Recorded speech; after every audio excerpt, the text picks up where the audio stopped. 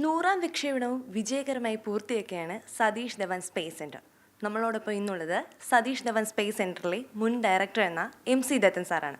1962 ബഹിരാകാശ ഗവേഷണം ഇന്ത്യ തുടങ്ങുന്നത്.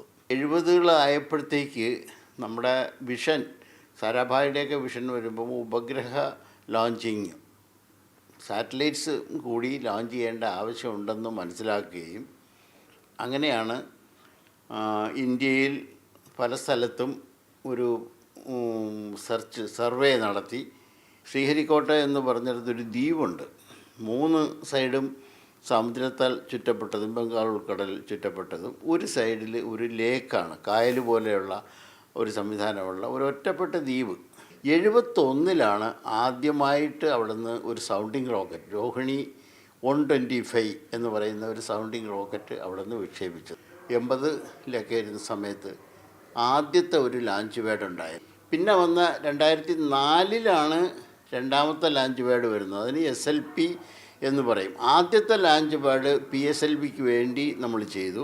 ഇപ്പം GSLVയും കൂടി ഉൾപ്പെടുത്താൻ വേണ്ടിയിട്ടാണ് സെക്കൻഡ് ലാഞ്ച് പാഡ് നമ്മൾ ചെയ്തത്. ഇപ്പം നമ്മൾ 3ാമതൊരു ലോഞ്ച് പാഡ് കൂടെ സതീഷ് ധവൻ സ്പേസ് സെൻറ്ററിൽ നിർമ്മിക്കുകയാണല്ലോ. അതുപോലെ തന്നെ കുലശേഖരപുരത്ത് വേറെ ഒരു സ്പേസ് സെൻറ്റർ കൂടെ, അതൊക്കെ നമുക്ക് ഭാവിയിൽ എങ്ങനെ ഗുണം ചെയ്യും?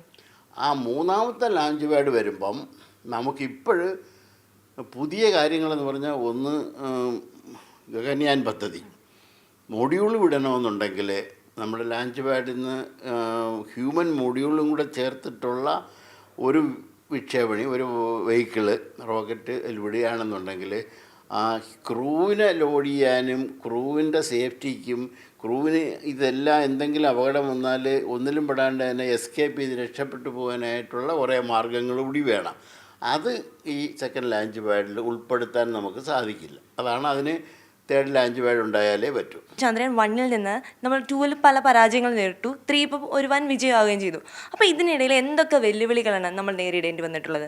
ചന്ദ്രയാൻ 1-ൽ നമ്മൾ ചെയ്തത് ചന്ദ്രന് ചുറ്റും ഒരു ഓർബിറ്റർ എത്തിക്കുക.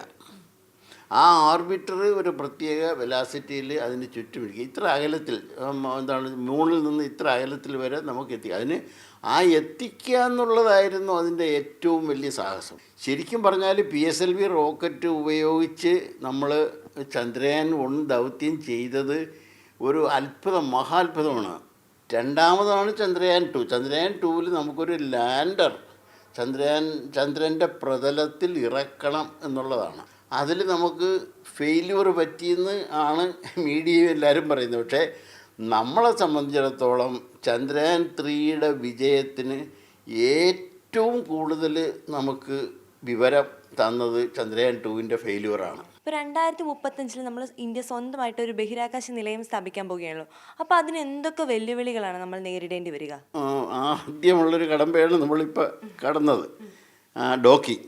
പിന്നെ രണ്ടാമത്തത് സ്പേസ് സ്റ്റേഷൻ എന്ന് പറയുമ്പം നമ്മളൊരു സ്റ്റേഷനായിട്ട് അങ്ങ് കൊണ്ടുപോയി അവിടെ നിർത്തുകയല്ല, പല കഷണങ്ങളായിട്ട് പല പാർട്സായിട്ട് ഇത് കൊണ്ടുപോയി അവിടെ ഇതുപോലെ ഓരോ പാർട്ടും ഡോക്ക് ചെയ്ത് അസംബിൾ ചെയ്യിച്ചിട്ട് വലുതാക്കി കൊണ്ടുവന്നാണ് നമുക്ക് ഈ സ്പേസ് സ്റ്റേഷൻ ഉണ്ടാകുന്നത്. ഒരു സ്പേസ് സ്റ്റേഷൻ എന്ന് പറയുമ്പം മനുഷ്യന് സ്വസ്ഥമായിട്ട് ഒരു പ്രോബ്ലം ഇല്ലാത്ത രീതിയിൽ ഹെൽത്തി ആയിട്ട് അവിടെ ജീവിക്കാനും മൂവ് ചെയ്യാനുമായിട്ടുള്ള ഒരുപാട് സന്നാഹങ്ങൾ ഉണ്ടാക്കണം. അതിൻ്റെ ഒരുപാട് ജോലികൾ ഇപ്പോൾ ഓൾറെഡി നമ്മൾ ചെയ്തു കഴിഞ്ഞു. സുപ്രധാനമായ പല അറിവുകളുമാണ് ഈ കുറഞ്ഞ സമയത്തിനുള്ളിൽ സർ നമ്മളുമായി പങ്കുവച്ചത്. ക്യാമറമാൻ രാഗേഷിനൊപ്പം അഞ്ജലി, മാതൃഭൂമി ന്യൂസ്.